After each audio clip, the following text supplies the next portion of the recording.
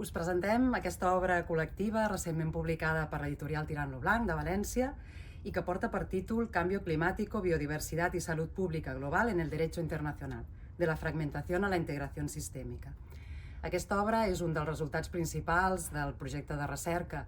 La biodiversidad, el clima y salud pública global, interacciones y desafíos para el derecho internacional, finançat pel Ministeri de Ciència i Innovació, i la investigadora principal del qual és la professora, o va ser la professora Mar Campins Aritja, catedràtica de Dret Internacional Públic aquí a la Universitat de Barcelona. És una obra codirigida per la doctora Campins i per nosaltres dos, en la qual han participat també professors i professores de la secció de Dret Internacional Públic i Relacions Internacionals d'aquí de la facultat, així com professorat també d'altres universitats espanyoles i estrangeres. Tradicionalment, el dret internacional ha enfrontat els reptes del canvi climàtic, la protecció de la biodiversitat i la salut pública global amb una notable fragmentació.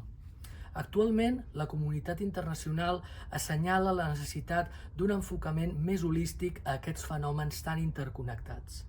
Aquest llibre analitza